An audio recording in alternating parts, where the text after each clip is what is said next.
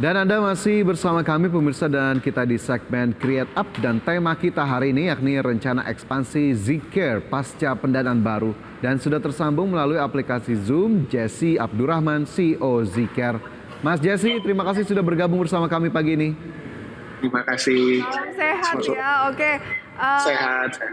Mas Jesse, kalau berbicara mengenai Zcare, ini adalah membantu bagaimana rumah sakit begitu ya bertransformasi ke digital. Tapi lebih detailnya seperti apa sih? Oke, jadi kalau kita di Zcare itu sebenarnya membantu proses digitalisasi di rumah sakit. Kan selama ini yang menjadi isu itu kan dokter selalu berpraktek tuh di kertas gitu ya. Di mana data itu kan semuanya akhirnya tersandra di kertas gitu. Nah, dengan Zcare ini solusi kita namanya Electronic Medical Record. Jadi kita membantu dokter membuat structure pencatatan tentang kondisi pasien, diagnosanya, subjektif, objektif, assessment, resepnya, sampai pencatatan operasinya nanti itu udah dalam bentuk digital. Jadi tidak perlu lagi ada kertas. Jadi kayak paperless gitu ya, dan juga kalau pasiennya mau ngecek tinggal apakah bisa diakses oleh pasien atau bagaimana? Ya, nanti pasien punya akses melalui mobile apps kita. Jadi kita meng-empower pasien untuk bisa punya rekam medisnya sendiri. Kan selama ini kita kalau mau pindah-pindah rumah sakit atau apa itu kan semuanya kita mesti minta dulu dari rumah sakit yang sebelumnya gitu. Nah ini enggak. Jadi karena menurut mandat sesuai dengan Undang-Undang Kesehatan yang baru dan juga PMK 24 tahun 2022, kita ini sekarang sebenarnya ownership dari data kesehatan itu adalah pasien itu sendiri. Oke. Nah ini terkait dengan tadi yang sudah saya sebutkan begitu ya, pasca mendapatkan pendanaan $3 juta, Mas Jesse, ini untuk apa alokasinya nanti?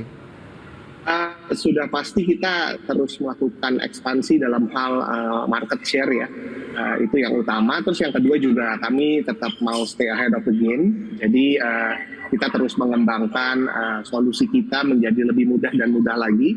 Apalagi challenge-nya di Indonesia ini kan digital literacy di antara tenaga medis kita ini masih agak besar ya. Jadi kita harus membuat solusinya itu semudah mungkin dan semakin membantu lah. Oke, contohnya yang kira-kira lagi digodok untuk bisa semudah mungkin dan semakin membantu tuh yang seperti apa nih, Mas Jesse? Jadi kita kan sekarang sudah punya sets of data ya dari rekam medis yang sudah tersimpan ada berapa puluh juta lah ya sudah.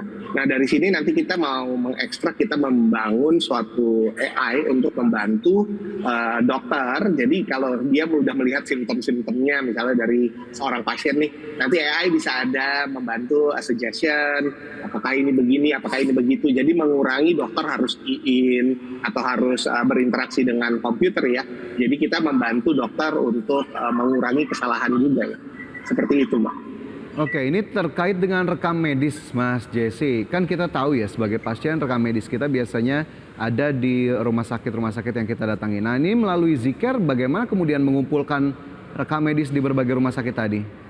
Justru ini, pemerintah kan punya inisiasi program yang namanya Satu Sehat ya. Jadi intinya sekarang semua rumah sakit, semua klinik, semua vaskes itu wajib terkonek ke Satu Sehat.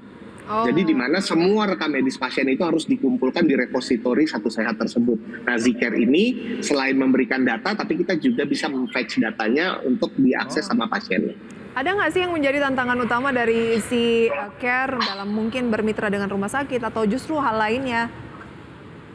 Justru kalau saya lihat ya dengan di industri kesehatan ini kenapa kita agak terbelakang ya dibandingkan industri lain dalam hal digital transformation. Sebenarnya itu yang tadi saya mungkin salah satu saya sudah sampaikan, digital literacy kita di antara healthcare givers kita ini masih cukup jauh ya, cukup besar dibandingkan negara-negara tetangga. Jadi ini yang sebenarnya membuat kita juga agak sulit untuk bisa lari sekencang yang diharapkan. Tapi ya show must go on, pemerintah sudah mengeluarkan regulasinya, jadi there is no stop in this, jadi kita harus push forward aja. Oke. Mas Jesse, ini kan kita tahu pandemi kemarin akhirnya banyak telemedis apps begitu yang kemudian ditawarkan kepada masyarakat. Apa yang kemudian membedakan Zcare dengan tadi semacam apps telemedis yang lain? Kalau telemedis itu beda ya. Kalau telemedis itu kan cuma konsultasi online. Jadi itu tidak ada vaskesnya. Kalau kita justru kan ketika kondisi kita memburuk, pasiennya memburuk, at some point dia harus masuk ke rumah sakit. Dan di rumah sakit itu kan kembali lagi dia pakai kertas gitu. Nah, dengan Zcare ini justru kita membantu mendigitize rumah sakitnya. Sehingga solusi telemedicine ini bisa terkonek dengan rumah sakit juga nanti. Gitu. Jadi kita mengenabler lah. Baik, sudah berapa banyak sih rumah sakit yang mungkin bermitra dengan Z.Care? Nanti akan kita bahas lebih jauh ya Mas Jesse, kita jeda terlebih dahulu. Siap. Dan pemirsa tetaplah bersama kami, Create Up segera kembali. Anda masih menyaksikan segmen Create Up dan kembali kita lanjutkan diskusi bersama dengan Jesse Abdurrahman, CEO Zcare. Mas Jesse, ini terkait dengan digitalisasi di sektor kesehatan begitu. Ini sebetulnya bagaimana Anda melihatnya atau Zcare melihatnya? Apa yang kemudian masih bisa dioptimalkan dari digitalisasi sektor kesehatan Indonesia?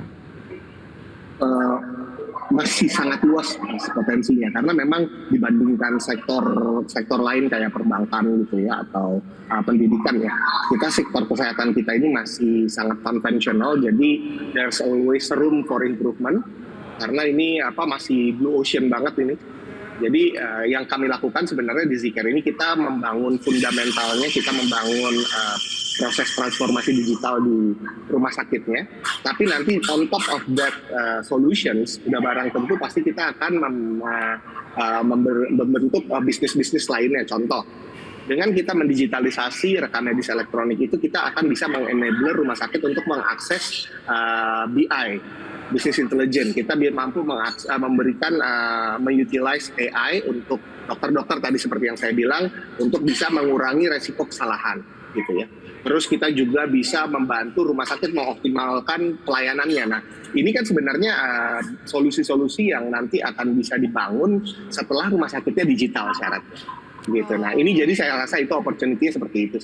Bisa dikatakan kalau sebenarnya untuk beralih ke digital ini kita masih di tahap awal ya untuk Indonesia ya? Sangat. Kita early banget, masih dari early stage. Jadi kayaknya kalaupun ada pemain lain selain Zcare ini bukan persaingan yang terjadi, tapi lebih ke masih kolaborasi ya, bagaimana untuk meningkatkan kesadaran ya dari sisi rumah sakitnya juga, memudahkan kemudian dari segi konsumennya juga gitu ya.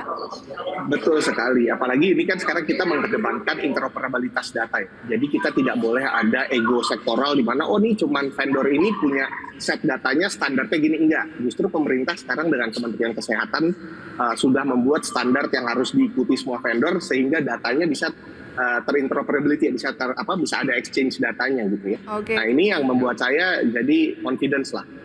Bilang ini kolaborasi. Nah, Zcare sendiri udah beroperasi berapa lama dan sudah berapa banyak jaringan rumah sakit yang bermitra dengan Zcare?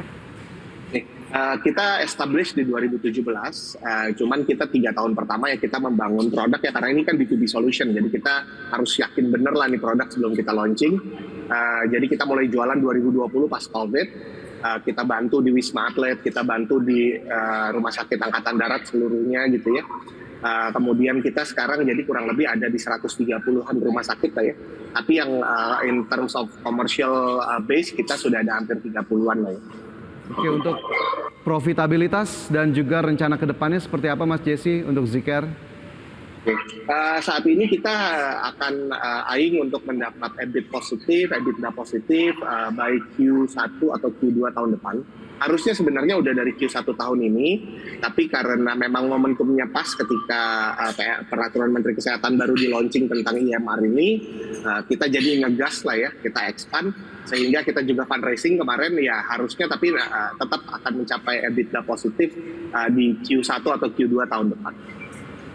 Oke, jadi masih terus berupaya begitu ya untuk kemudian tadi dari sisi kinerja keuangan. Tapi terakhir, apa kemudian target jangka pendeknya mungkin Mas Jesse untuk Zcare? Terakhir. Kita KPI kita jelas lah, kita terus membantu minimal 180 rumah sakit sampai Q1 tahun depan. Lalu untuk Zcare Mas Jesse dan juga semoga digitalisasi sektor kesehatan khususnya rumah sakit di Indonesia ini makin meluas lagi tentunya ya. Jadi memang akhirnya masyarakatlah yang mendapatkan manfaat seluas-luasnya. Mas Jesse, terima kasih banyak, sukses selalu untuk Zcare. Sampai berjumpa. Terima kasih. Oke, dan sebelum kami akhiri pemirsa, kami update kembali posisi indeks harga saham gabungan pukul 9:28 di mana dapat Anda saksikan selengkapnya di layar pemirsa pergerakan dari indeks harga saham gabungan. Ya, indeks harga saham gabungan sendiri terpantau masih di zona hijau menguat tipis 0,01%, 7.011 ini masih bergerak di area-area tersebut. 201 saham menguat, 214 saham melemah, dan 222 saham stagnan. Dan kita lihat sejumlah movers dari sesi pertama di perdagangan hari ini. Ada BBRI yang naik, Telkom, Boga, kemudian juga ada PGEO. Sementara untuk movers dari sisi losers ada Medco, Aman Mineral, BBCA, BMRI, dan juga BRIS. Itu dia pemirsa, data selengkapnya juga bisa Anda saksikan di RTI Anda dimanapun Anda berada begitu ya. Dan pemirsa, sudah 90 menit kami menemani Anda dalam Power Breakfast. Ya, semoga informasi yang kami hadirkan dapat menjadi informasi dan juga referensi untuk Anda. Akhir kata saya Prisa Somodatu dan rekan saya Fajar Wayong. terima kasih dan sampai berjumpa. Sampai jumpa.